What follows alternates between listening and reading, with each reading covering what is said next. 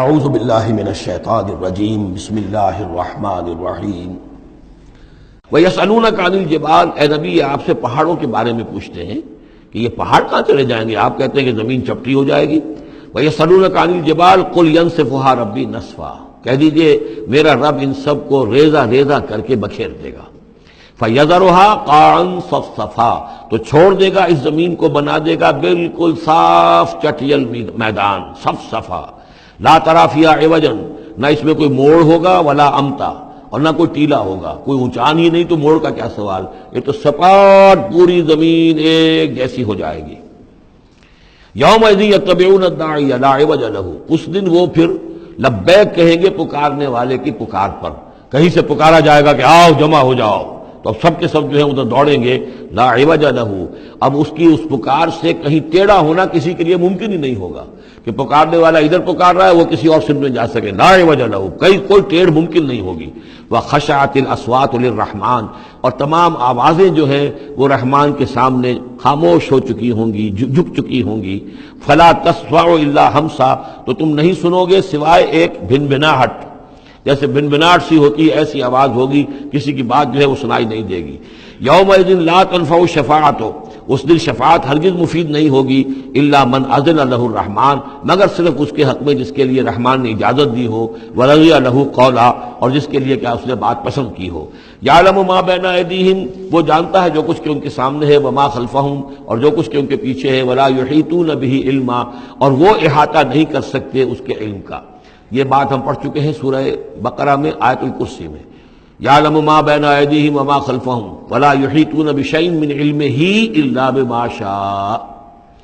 وعنت الوجوہ للحی القیوم، اور چہرے اور لوگ رگڑ رہے ہوں گے اپنے چہروں کو سجدے میں پڑے ہوئے اس ہستی کے لیے جو الحی ہے، القیوم ہے۔ یہ ہے وہ تیسرا مقام جس میں کہ الحی اور القیوم دو ہی اللہ کے اسماء جو ہیں یہ آئے ہیں قرآن میں یکجا ہو کر، اور جیسا کہ میں نے آپ کو بتایا تھا سورہ آل عمران کے آغاز میں آئے ہیں اور آیت الکرسی میں آئے ہیں سورہ بقرہ میں۔ تو یہ الحی القیوم کے بارے میں یہ گمان ہے کہ یہ اسم اللہ الاعظم، اللہ کا عظیم ترین نام کہ جس کے حوالے سے کوئی دعا کی جائے ضرور قبول ہوتی ہے، وہ یہ ہے۔ وقد خاب من حمل ظلما، اور یقیناً ناکام اور خائب اور خاسر ہو گیا وہ جس نے کہ ظلم کا بوجھ اپنے کندھوں پر اٹھایا ہوا ہوگا۔ وَمَن يَعْمَلْ مِنَ الصَّالِحَاتِ وَهُوَ مُؤْمِنٌ، اور جو کوئی عمل کر کے لائے گا نیک اور وہ مومن ہوگا، فَلَا يَخَافُ ظُلْمًا وَلَا حَظْمًا، تو اسے کوئی اندیشہ نہیں ہوگا کہ اس کے ساتھ بے انصافی ہوگی یا اس کا کوئی غبن کر لیا جائے گا، اس کے جو اچھے اعمال ہیں کہیں پر وہ ہفت ہو جائیں گے یا غبن ہو جائیں گے۔ وَكَذَلِكَ أَنزَلْنَاهُ قُرْآنًا عَرَبِيًّا، اور اسی طرح ہم نے اس قرآن کو نازل کیا ہے عربی قرآن بنا کر۔ وَصَرَّفْنَا فِيهِ مِنَ الْوَعِيدِ، اور اس میں ہم نے اپنے تمام وعدے اور وعید، دھمکیاں بھی وہ سب کے سب جو ہے پھیر پھیر کر سنائی ہیں، لعلہم یتقون، شاید کہ وہ تقوی اختیار کریں، او یحدث لہم ذکرا، یا یہ کہ ان کے دل میں کوئی یاد پیدا ہو جائے، کوئی جو ہے ان کے اندر جذبہ جو ہے ایمان کا ابھر آئے۔ فتعال اللہ الملک الحق، تو بہت بلند و بالا ہے اللہ بادشاہ حقیقی۔ ولا تعجل بالقرآن من قبل ان یقضى الیک وحیہ، چوتھی مرتبہ یہ اجلت کا لفظ آیا ہے۔ اور جلدی نہ کیجئے اس قرآن کے ساتھ اس سے پہلے کہ اس کی وحی کی تکمیل ہو جائے آپ پر، یعنی اللہ تعالیٰ نے اس کے لیے جو وقت بھی معین کیا ہوا ہے اسی حساب سے اس کا اترنا یہ در حقیقت سب سے عمدہ ہے، مفید ہے، اور اسی میں حکمت ہے، اور اسی میں خیر ہے، اسی میں آپ کے لیے مصلحت ہے۔ آپ کا شوق اپنی جگہ ہے لیکن آپ اس کے لیے جلدی نہ کیجئے۔ ولا تعجل بالقرآن من قبل یقضى الیک وحیہ وقل رب زدنی علما، اور یہ